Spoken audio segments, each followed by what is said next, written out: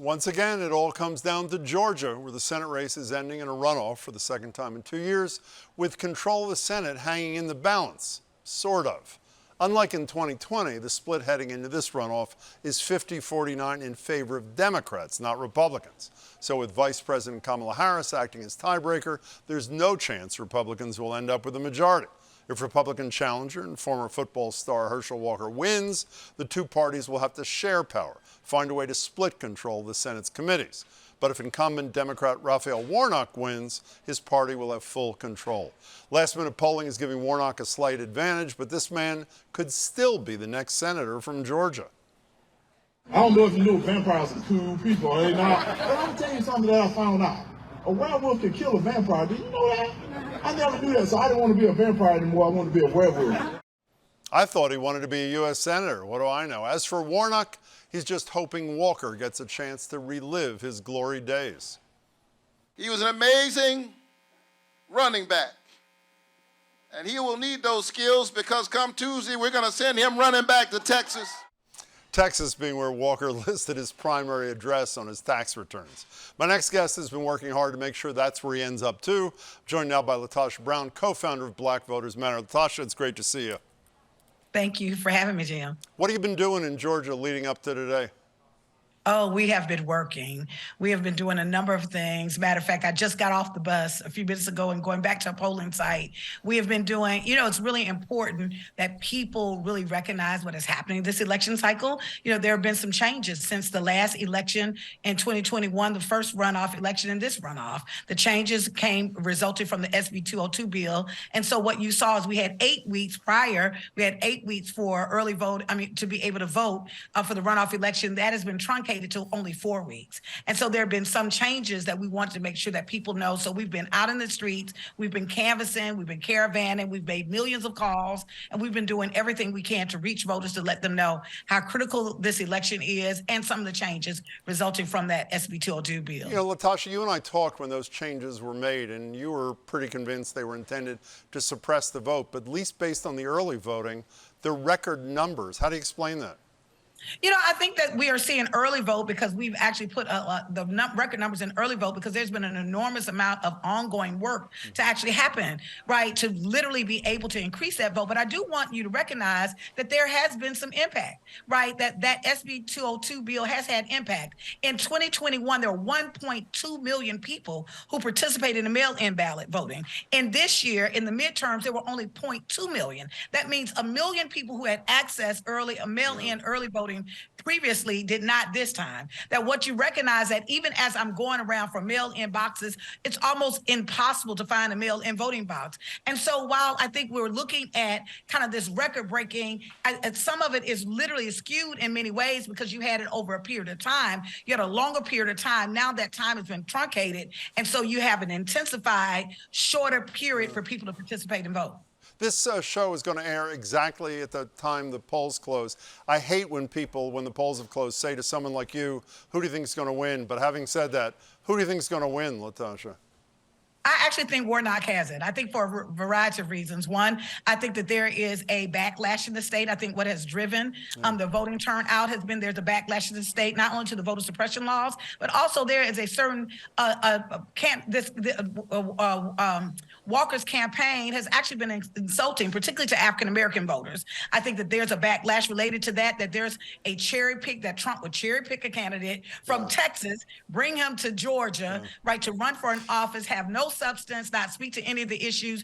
I think we're going to see that as well. And I think 3, that people know that this is a critical election and that the power balance actually lies on Georgia. So all of those things, I actually think that they work in favor of Senator Warnock. One last question about this. I try to be respectful of all voters, but I think it's fair to say there is no less qualified candidate for federal office than Herschel Walker. Forget even vampires and werewolves. Almost no qualifications.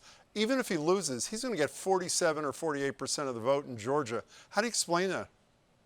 I think we have to recognize this has been about raw power, that the Republicans have decided that part of their strategy was two things. That one, they just need to get a black face of someone who was an athlete or had fame, put them in position, and also plant this narrative that there was going to be black men were upset, and that some way those two things were actually going to lead to black voters literally shifting off black voters to go vote on the Republican ticket. And we've not seen that because we're far more sophisticated voters than they actually anticipate us. And so I think that what we're seeing, I think it's extremely disconcerting, but it's also very harmful that we have this man who, one, does not have any substance. Secondly, when you hear him talk, in many ways, he's incoherent. He's not even interested in talking about the issues at hand. And third, he has not done anything in a space of leadership that has had any substantive impact other than run a football. Okay, let's turn from the midterms to the 2024 primary election, when New Hampshire's longstanding first-in-the-nation tradition may be a thing of the past. On President Biden's recommendation, a panel just voted to move back the Granite State's 2024 Democratic primary election, along with the Iowa caucus, which will be gone, to give South Carolina the first bite at the presidential apple. The new primary schedule will also move up Georgia's Democratic primary and others, but not all Democrats are on board. That includes former state senator from New Hampshire, Jim Splaine, who joins Black Voters Matter co-founder LaTosha Brown again to discuss. Jim, welcome. LaTosha, I'm glad you stuck around. Jim, if I can start with you, why is it important, other than pride of ownership, that New Hampshire stay as number one? Well, it isn't about us. It is not about us. It's what I call the New Hampshire having the benefit of smallness. The benefit of smallness. We are a small state, geographically much smaller than South Carolina or Michigan or Nevada, Georgia, where other states, where candidates will be going to other states.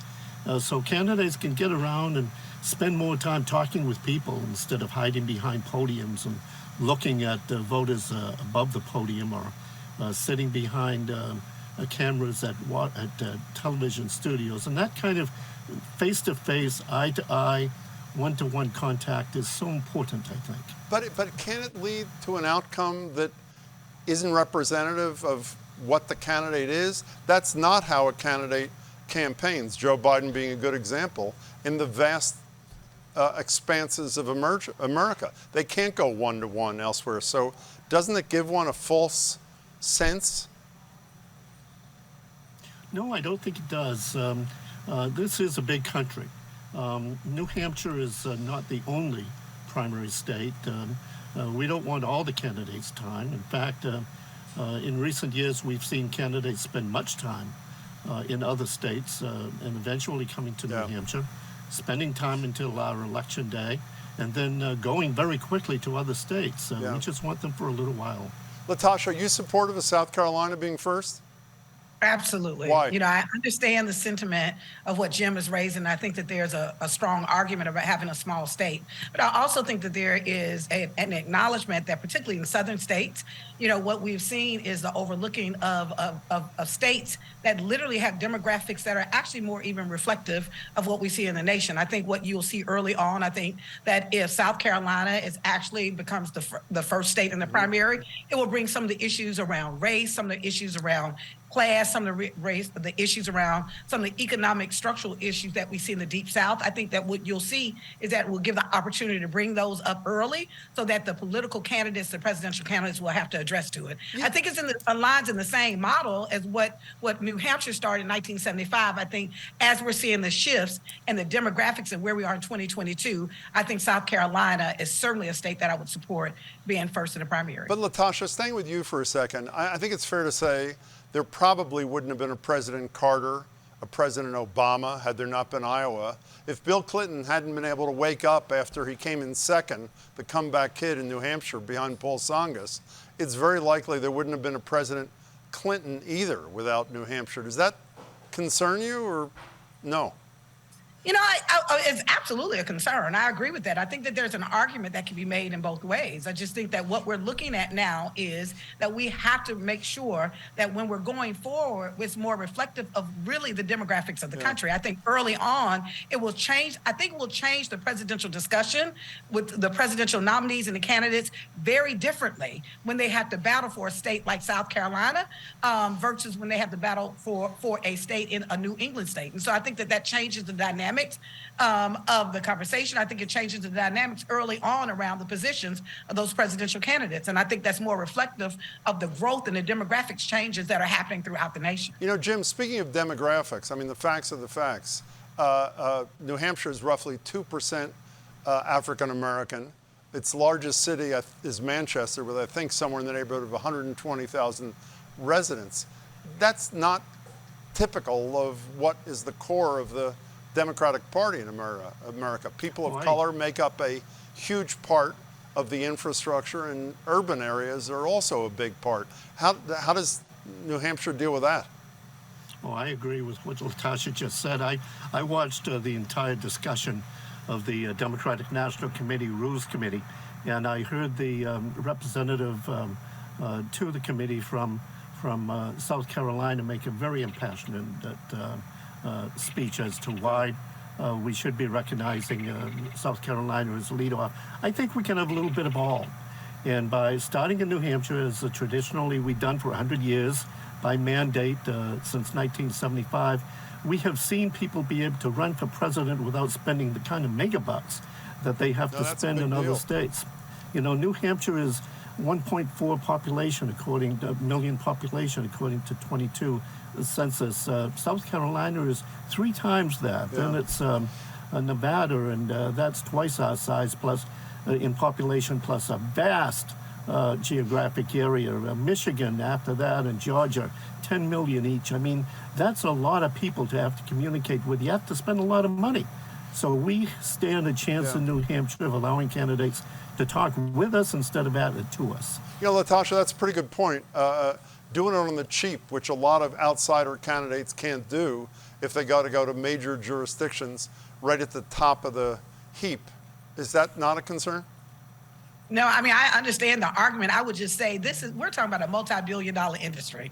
Regardless of what we would like to say or to think, there are billions of dollars that presidential candidates raise and are going to spend on elections. And I think what is really important is literally, are we shaping the conversation early on in the campaigns, the candidacies, and the campaigns that we really are talking about those things that we need to talk about that's more reflective of this America that we're dealing with, where we have a younger America and a more diverse America. And yes, I think that's a really valid argument around, yet I think in terms of cost, but also when you look at the kind of investment in southern states, that I think it could make southern states more competitive. I think having South Carolina early on would actually make it a more competitive state for the Democratic Party, not just in terms of the primary. I think that it can also help in terms of, as we're talking about resources, to actually set infrastructure and more investment in the political infrastructure of that state. Jim, we have very little time, but many people think the other reason for this, other than the shift being more representative of the demographics in the party,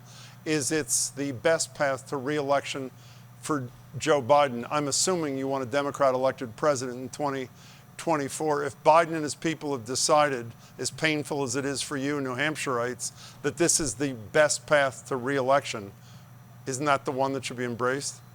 Well, you know, I love Joe Biden. I first met him when he was campaigning in New Hampshire, I think back in 1987 at a small party that we had. But he's not always right. And I think on this one, he doesn't quite get it. I get it that New Hampshire might not have the kind of diversity population that other parts of the country has, but that smallness, that benefit of smallness is important. Okay, before we go, LaTosha, does Joe Biden get what Joe Biden wants at the end of the day? Is this going to happen? We'll see. We'll see. I wish I could call it, but I can't. That's what you said about the Georgia election tonight, too. I think you know more than you're letting on. I'm calling the Georgia election. Oh, you did? Jim, I am calling we have worked too long, too hard for the next 6 years to be stuck with a candidate that is really not interested in serving, only interested in werewolves and vampires. No. The people of Georgia. No, on that, I agree. On that, you agree. LaTosha Brown, Jim Splaine, thanks so much for your time. Good to talk to you both. Thank you.